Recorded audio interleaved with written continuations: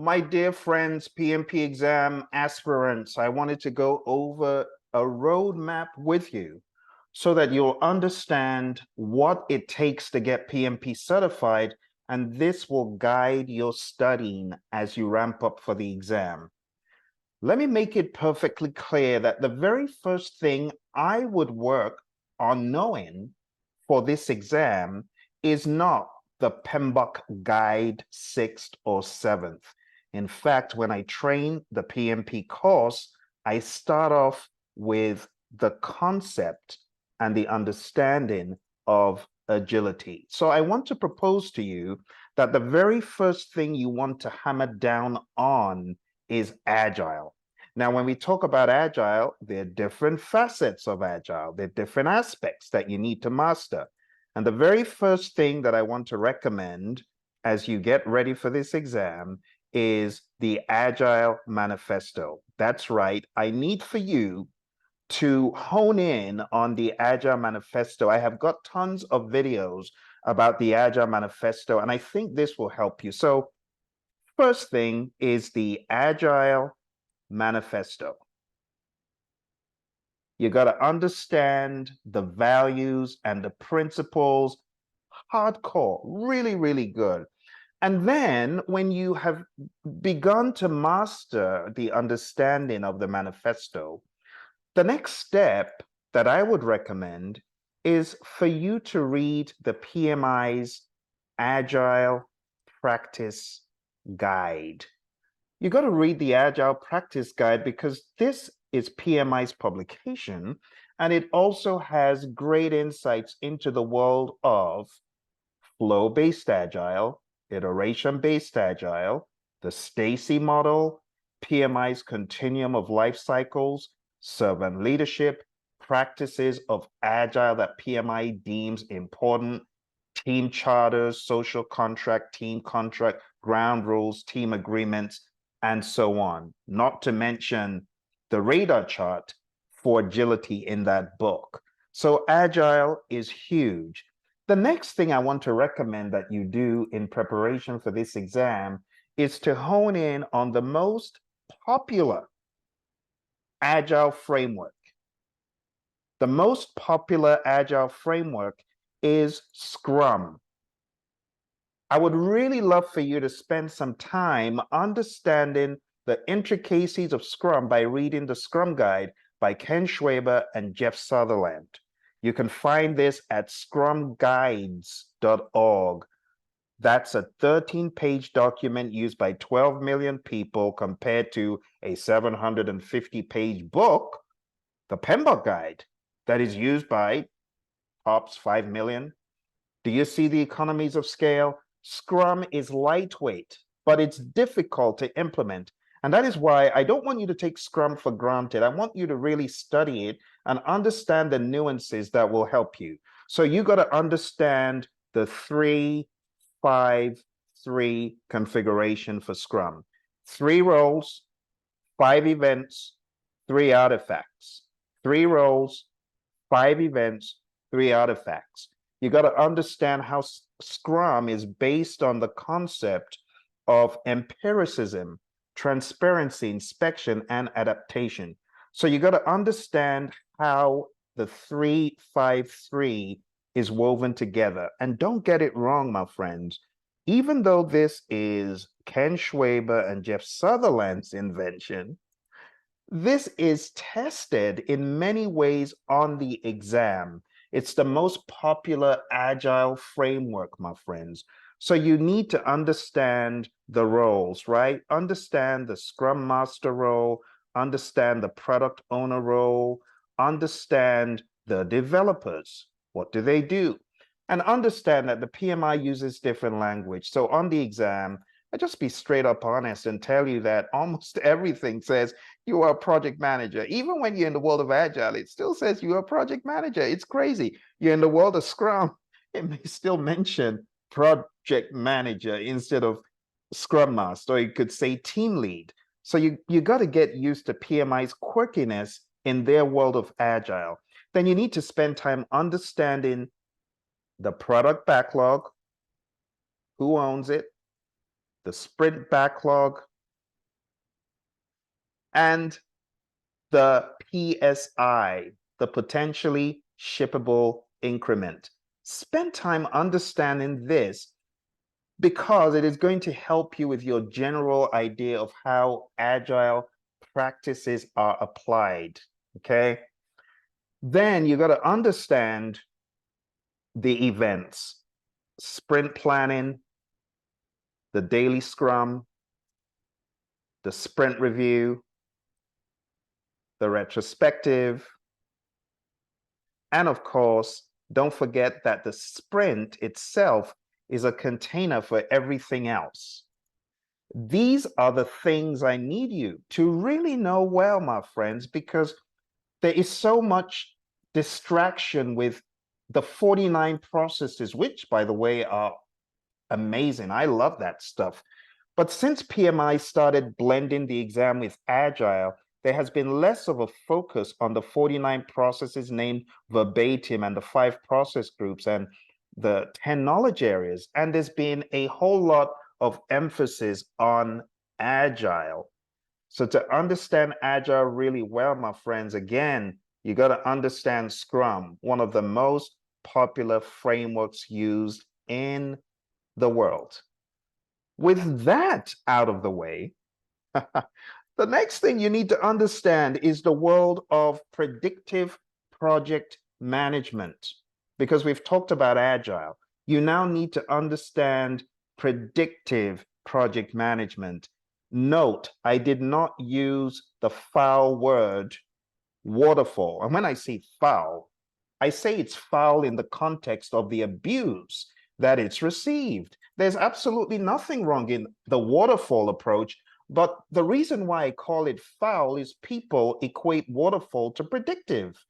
And waterfall is actually not entirely plan-driven without feedback loops. So let's not demonize waterfall. Anyway, that's for a different day. When it comes to predictive, I need you to spend some time in understanding the PMI's, you got it, 5 process groups. Understand what they mean, what they are, what the structure is about. There are 5 process groups in the world of PMI. This is what makes PMI unique. This is like the holy grail of PMI. If you are looking to take PMI's exam, then you got to know what has existed for decades. You got the 5 process groups. Understand what they mean at a reasonable level, okay? This is not difficult to internalize. Initiating, planning, executing, monitoring, and controlling, and closing. I prefer eating mangoes chilled. It's that simple, right? Then we have the 10 knowledge areas: integration, scope, schedule, cost, quality, resources, communications, risk, procurement, and stakeholder. You got to understand what all of them mean, what they are, the sequence of events in each. Okay, that's for a different day. If you haven't watched my flowchart videos where I go through every knowledge area, showing you the flow, the mentality, then you need to look for a link below because I want you to watch those offline. All right, now we've talked about the predictive realm of the PMI. There are a few things you need to remember, right? And these are on page 7, page 33 as well of PMBOK 6. And all this is the understanding of benefits. What is a benefit? What does value mean? What does a benefit mean? What is a needs assessment? What is a business case? What is a project charter? What came before the project charter? What is a benefits management plan? Who is in charge of it? What is in the benefits plan? Why do we need a benefits plan? All that stuff is loaded in these pages. I dare say 30 to 33 will give you a better understanding of the narrative, okay? Now, on top of this, you need to understand some of the intricacies. You need to understand page 89 of PMBOK 6, which talks about baselines. It also talks about project documents. It also talks about project plans. You need to understand the context of these narratives and words, just so if you find them on your PMP exam, you're going to be able to tackle them effectively. The next thing I would like for you to do as you study for the predictive piece is understand PMI's philosophies. These philosophies are encapsulated in the PMBOK Guide 7th edition principles for project management. So we have 12 project management principles. This is in PMBOK 7, 12 principles. They are very straightforward and easy. I have so many videos on this channel. Anytime you're looking for content on a particular project management topic, just search on YouTube, Praizion, the name of the company, and then the name of whatever you're looking for. Praizion Project Charter, Praizion Project Management Plan, Praizion 12 Principles, and it will come up. The next thing you need to understand at a macro view, my friends, is the PMBOK 7 domains. Understand it at a high level. I have the 8 domains talked about on this channel quite a number of times. Go through it and understand it. You don't need to spend a full week with a boring instructor in a dim-lit, dingy classroom. You don't. All you need to do is find my videos and watch them, and boom, boom, boom, you're done. You don't need to spend inordinate amounts of time as some people make you, okay? And I'm very passionate about this because I believe in getting the best bang for your buck. So if you're spending 40 hours, 35 hours in a classroom, and all people are showing you for the PMP exam is ITTOs and enterprise environmental factors and organizational process assets, well, that's probably not the best use of your time.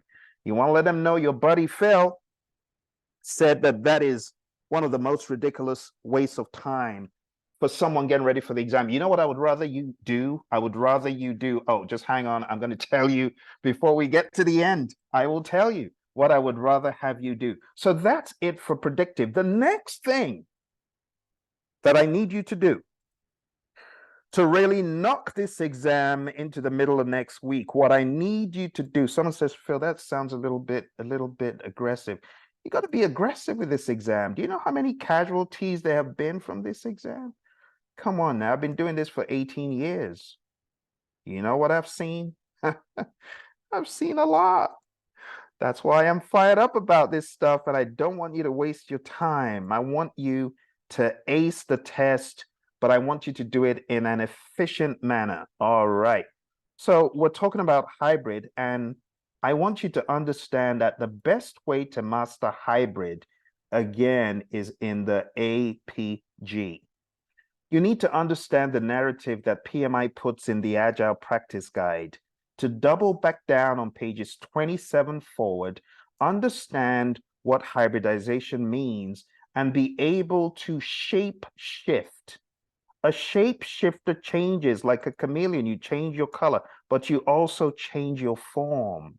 I need you to be a shapeshifter. So I need you to read Agile Practice Guide, pages 27, 28, 29. I need you to hone in on those pages because that will give you a good idea of what hybridization means. There are ways you can combine predictive and agile to get the best of both worlds. Are you beginning to see how this stuff is interwoven, my friends? The next thing that I need you to do for every single one of these areas is to understand this perspective. Everything is based on the understanding of a body of knowledge that PMI started off with, okay? The PMI started off with the knowledge areas back in the day. And if you ever wanted to find your way home, Like Spider-Man in the Marvel franchise is trying to find his way home. Well, you're trying to find your way home. And guess where home is? It's on the screen in the middle. Someone said no way home. Yes, way home. There's a way home. I'm going to show you the way home. It's in your impeccable shape-shifting understanding of the areas of knowledge. You got to be able to shape shift between the world of agile, predictive, and hybrid. Watch this very carefully. Okay, I'm going in on the overarching thoughts for the exam. It still is anchored on integration. How do you integrate in an agile environment? Who does the integration? It's the team in the world of agile. But in the world of predictive, it's the project manager. So integration is huge. It is really big on the exam because this is the only knowledge area that the project manager is expected to do. Okay? The next thing I want you to look at from a very unique lens is the world of risk management. Risk management is very similar to integration in that it touches everything: schedule risk, cost risk, scope risk, stakeholder risk, communication risk, procurement risk, everywhere risk, quality risk. So when you're taking a look at this exam, pay very close attention not only to integration, but also to risk. And that's why I would say risk is a huge pillar that you should pay attention to and understand. How do I tackle risk from a predictive standpoint? How do I tackle risks according to the PMBOK guide, 7 things in risk? Plan risk management, identify risks, perform qualitative risk analysis, perform quantitative risk analysis, plan risk responses, implement risk responses, monitor risk. But in the world of agile, how do I tackle that? Now, I know you're wondering, Phil, this is great, but I also want to let you know there's more. And to get more of the narrative, I need you to do one simple thing. I'm going to put it right here. If you need more of this content, I need you to go on down to this hyperlink, hpmexam.com. hpmexam.com is your gateway to blowing this stuff up in 4 hours and getting your insurance fix for the PMP exam. What do I mean by that? When I say insurance fix, my friends, I want you to know that I have a special recipe that starts off with a 4-hour boot camp, and then we build on that through a lifetime access course to get you over 37 hours of education in project management. And we get you to pass the PMP exam. And after that, I build you up some more in the world of leadership. And I invite you to my 4-month course on leadership after you get certified. So this is a one-of-a-kind solution. I don't just want you to get certified. I want you to kill the game.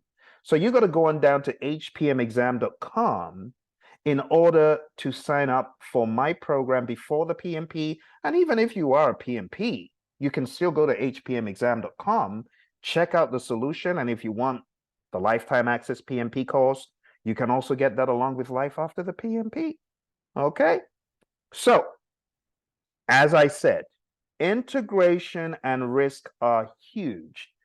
But another huge piece of the exam that I need you to really hone in on is the aspect of scope.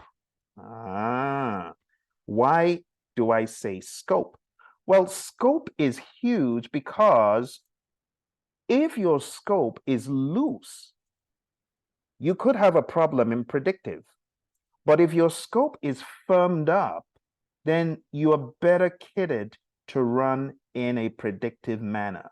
I want you to look up the Stacy complexity model And I want you to understand that there's a business case for Agile, but there's also a business case for Predictive.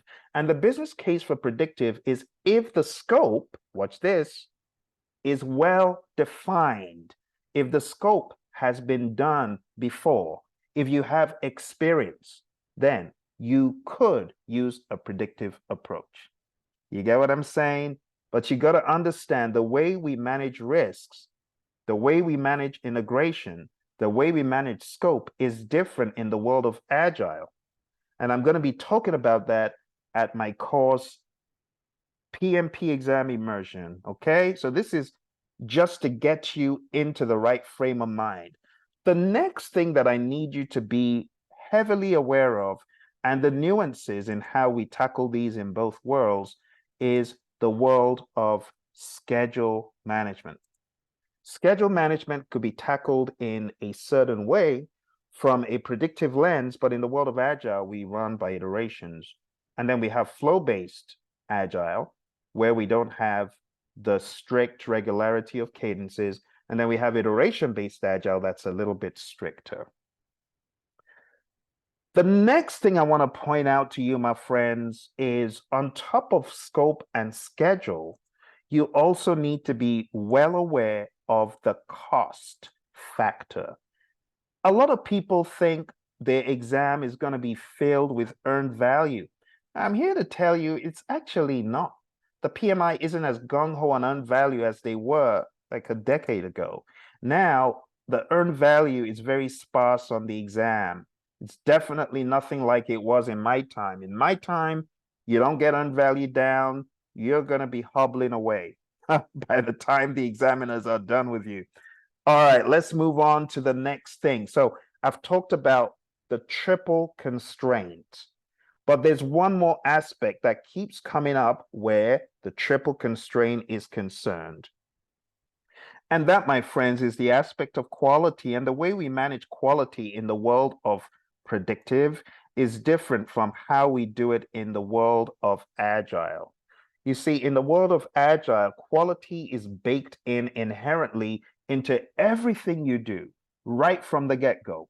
Whether you are in the middle of story writing, or you're in the middle of creating a vision board, or you're in the middle of creating a roadmap, or you're in the middle of working in your iteration, quality always comes up either in a meeting or in the practices. The retrospective is a quality check for the team's process. So your thinking needs to be one of a shapeshifter, like I said. When you look at quality and you got plan quality management, manage quality, control quality in the world of predictive, but in the world of Agile, we have the mindset of Kaizen, the continuous improvement thing. Kaizen, not just for the team, but Kaizen for you as an individual. You get what I'm saying, my friends? Important, important stuff. So those of you PMBOK scholars, we've talked about integration, scope, schedule, cost, quality. You know what's missing. It's resources. We have to think about the resources on the project. Resources, the way we call them in the world of predictive. In the world of Agile, we use the word team. And when it comes to the physical resources, we really don't spend all that much time thinking about them in the framework discussions of Scrum, for example, right? But that is not to say they are not in the background. They are in the background. Another huge thing that comes up in the world of Agile is communications, because we're communicating all the time. The team is always communicating daily. The daily Scrum is a forum to do that. The retrospective, the sprint review, these are all vehicles for communicating. So again, you got to be a shapeshifter thinking about, okay, how did I tackle this here? How am I going to tackle this there? And so on and so forth. The next one that I want to call your attention to, my friends, is one that is super important. And without this area, you would struggle in any environment. Whether you're in the world of Agile or you're in the world of predictive, this area reigns supreme. And this is the stakeholder. The stakeholder reigns supreme, because without your stakeholder, you won't have a job. And when I say stakeholder, you know your customer is one of the stakeholders. So the concept of stakeholder is very important. And it says business people and developers should work together daily. Who do you think the business people are? It's the stakeholders. It's the people in the functional silos. It's the people outside of the firm that might be able to influence the project, and so on and so forth. So when you are taking a look at this image, you can see how I introduced the narrative of all of these: integration, scope, schedule, cost, quality, resources, communications, risk, procurement. Procurement. How do you tackle procurement in the world of Agile? Again, I need you to hone in on certain pages in the Agile Practice Guide. One of the pages you can get some good information about procurement is page 77. So when it comes to procurements in Agile, take a look at page 77. Keep your eye on the dynamic scope option. It's definitely one you want to hone in on, okay? But as far as putting it on the map, you bet I'm going to put procurements on the map. Procurements are very important, and the way we tackle this from a more agile mindedness is understanding that our vendors are partners. These are people who we don't look at as, well, they're just from outside the firm, and yeah, they don't really have as much a say in how we do things. They're not really that important. Are you kidding? Stakeholders are big when it comes to vendors, because if a vendor messes up, if a supplier messes up, your project could be toast. So we are going to put over here the concept of your vendors, your sellers, and that is the world of procurement. So we're going to put procurement here. Now, I often hear from people getting ready for the exam, they say, Phil, this procurement stuff, fixed price, cost reimbursable, time and material, how much time do I need to spend with that? Am I going to get a lot of questions on it? And I just tell them, while it's important to study, you don't want to obsess over these things, because you very well may not get that many questions on fixed price, cost reimbursable, time and materials. Okay. The next big thing that I need you to do, I absolutely need you to do this one, my friend, is to hone in on the ECO, Exam Content Outline. If you haven't heard about it, you want to Google it. It's called the PMP Exam Content Outline. And in the PMP Exam Content Outline, you've got 35 tasks. And these tasks are actually what your exam is based on. So, of course, you should read the PMP Exam Content Outline. But like I said, this is something I'm going to be covering. Everything that you see here, I am going to be covering with you, my friends, such that in a few hours, we are going to be done and dusted with the entire curriculum. And you know what I'm going to do after that? I am going to give you a boatload of questions to practice. Okay, so again, go to hpmexam.com, because the next boot camp we are going in, it's just a few days away. It's on Saturday. Okay, so I need you to go there, sign up. I'm going to give you a boatload of questions. You're going to have 3 mock exams. You're going to have many other smaller exams to take, but it's going to be based on the PMP Exam Content Outline. Okay, so let's go through everything mentally. You got to get good with Agile. You got to get good with Scrum. You got to get good with Predictive. You got to get good with Hybrid. You got to get good with the knowledge areas of integration, scope, schedule, cost, quality, resources, communications, risk, procurement, and stakeholder. Okay. Then if you are struggling, you need to be on my program, not only because it's going to help you for the PMP, but it's going to help you with success after the PMP. So this thing here right in the middle, right here in the center, that's our aspiration, right? That's our goal. We want to get certified for sure. Yes, yes, yes. We want to get PMP certified. But you got to remember, your buddy Phil is telling you PMP is the beginning. So we got to take it up a notch. Okay. Now I'm not done. I also want to make it clear your PMP exam is contingent heavily on what you expect and how you navigate those expectations during the exam. So what am I saying? I'm going to put this in red. I'm going to put a few red post-its here because these are the things that are going to absolutely cement your success. Okay. So let's go in on the last few things that are going to cement your success. And these are super, super important, which is why they are in red. Yes. So the very first thing that you absolutely need to get good at, like super good at, if you want to ace your exam, is the concept, watch this, of time management on the exam. Now, why am I so big on time management? I'm big on this because I've heard from a number of my students that they were not able to handle the 230 minutes properly. So they ended up not finishing all the questions, and it almost hurt them. Some people, it actually did hurt them. So your ability to manage time during the exam is big. The next one that I feel is absolutely humongous is the concept of situational questions. And I'm putting it down here as SITU quest, because I'm trying to tell you that your situational question prowess needs to be on par with the exam.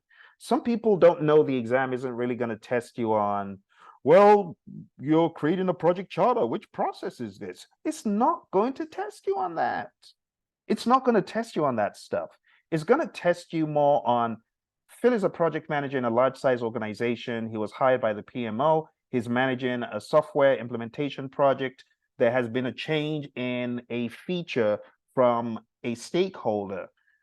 What should he do next? Or the stakeholder has called him requesting a change to a feature that was agreed on by the product owner and the team. What should Phil, the project manager, do next? Those are the kind of questions you're going to get. So if you're not spending time going through copious situational questions, you're doing it wrong. And that's why I have situational questions here on my hit list for you to actually spend some good time with situational questions and thinking about time management on this exam. Do you copy what I'm saying? I hope you do. All right. The next aspect that I really need you to get, and this might sound humorous, but I'm showing you an end-to-end map of everything that will contribute. Think about this as a mind map for your success. The big thing that a lot of people forget is sleep. And because you didn't get a good night's sleep, your brain is mush. You go in there, you can't think. It's pathetic. Some people who know the material, they know everything, but they're not able to think. You know, the exam is like 90% your ability to think on the day of. It's not about how good you are. It's about how good you can think at that particular time. And if you're not at that height of thought, the ability to process information, you're going to find it hard. So getting a good night's sleep, working on situational questions, being able to manage time on the exam, this is massive, my friends. Okay, I'm going to show you 3 more things, and then I'm going to ask you to go on down to hpmexam.com and sign up for the program, okay? So this next one, I'm going to use a different color of Post-it, and I believe it is very important. But the ones that I put in red are like so super important. So let's go ahead and put this in some yellow Post-its. We're going to use yellow here. All right, and the next thing I want you to think about is the 3 pillars for this exam. There are 3 pillars for this exam. And I'm doing this intentionally. I'm not bunching them together because I really want you to recall what I'm talking about. And being able to move across the board is a strategy. I'm trying to get you to hone in on what I'm saying, okay? So hear me out on these last three. Three left, okay? The exam is based on three important components. And these components, you know where I'm going with this. People, you got to understand the concept of leadership, conflict resolution, all that people stuff. People is huge. So I need you before you go into the exam to really say, have I gotten down the people domain? Did I get that down really well? Do I understand conflict and leadership and the whole EI thing? Do I understand decision making? Do I understand problem resolution? Am I able to work through situational questions from a people standpoint very well or not? Then you need to ask yourself, the 50% of the exam that PMI says is process. How good am I with process? You can see I've jumped across to the other side of the board here. Process, okay? So you got to ask yourself, am I good with people? Am I good with process? Then we go in for the kill. This is 8% that you don't want to leave on the table. This is the business domain. Don't leave money on the table for PMI, or you'll have to retake the test. You don't want that. So don't leave 8% on the table. Some people say, I just want to do the minimum to pass the exam. That's dumb. Don't aim for the minimum. Aim for the maximum. Les Brown says, shoot for the moon, and even if you miss, at least you'll land among the stars. You want to land close to the moon, not so far flung from it that you're going to have to retake. No, we don't want that. So again, my friends, people, process, business. Think about it like a connecting triangle of sorts, because this is really what your exam is about. It's like, am I able to effectively manage people and how they relate in the world of business?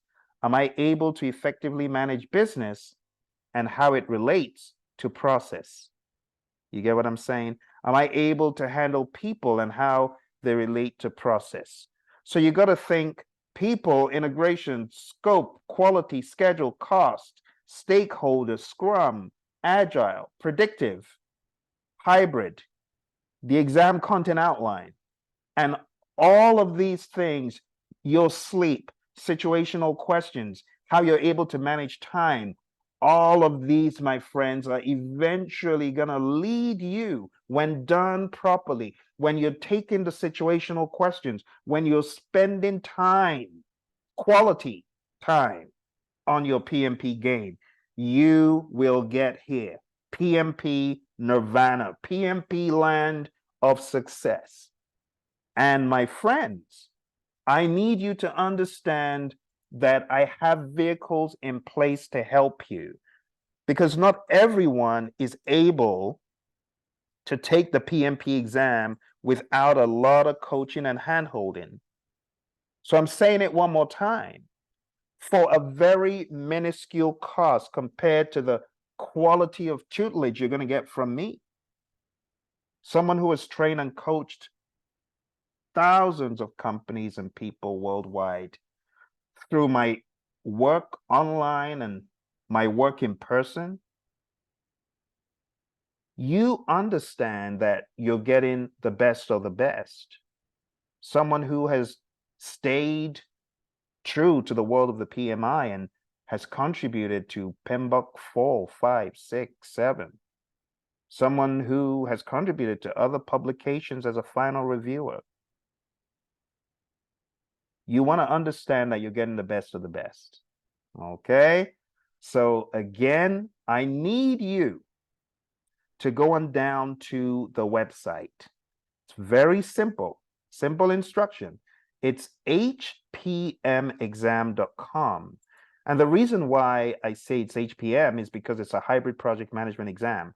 If you're going down to hpmexam.com, my friends, you are going to be able to sign up not only for stellar PMP training, but Also, world-class leadership coaching for your life after the PMP exam.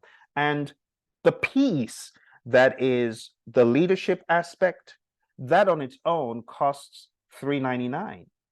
You see what I'm saying? But if you jump on the wagon today, my friends, not only are you going to be able to take advantage of the PMP piece, you will be able to take advantage of the life after the PMP, which costs even more than this. So I need you to go on down to hpmexam.com. When you get to hpmexam.com, you're going to be able to sign up for the program at the current price. It has been very heavily reduced, and it's okay if you're watching this in 2024, 2025 beyond. There'll always be vehicles to help you in your game. But what I'm saying is you're going to get a lifetime access course for the PMP, and you're going to get a lifetime access course for life after the PMP. Why wouldn't you want to take advantage of that? Huh? So where you need to go, again, it's HPM, as you can see on the screen, hpmexam.com. This is going to take you to success on the test. Do not miss a beat. Do not reconsider. You owe it to yourself, right, to invest in your career. If nothing else, you need to be on my leadership program. And my leadership program comes free with this. In fact, if you get certified quickly enough, you'll be able to join the live delivery of leadership for business professionals. That's right. I have an entire curriculum that I will invite you for, no additional price. And this is the program right here. It's the Business Professionals Leadership Club. I am going to teach you how to up your game after the PMP. And as you can see, the price of the program, this program, it's going to get to $799. But right now, it's $399. But you don't even need to pay that. All you need to do is sign up for PMP coaching at hpmexam.com, and then you'll get this for free. Isn't that crazy? This is a crazy offer. If this doesn't convince you to move to the next level in your world of project management by going down to hpmexam.com, I don't know what else will, and I don't know what else you'll be looking for, but hpmexam.com is your gateway to living large and being in charge. See you in the bootcamp, my friend. Some of you have already wisened up. You've already signed up. Thank you for that. I look forward to seeing you in the program. I wish you all the very best. Take care, and let's keep going.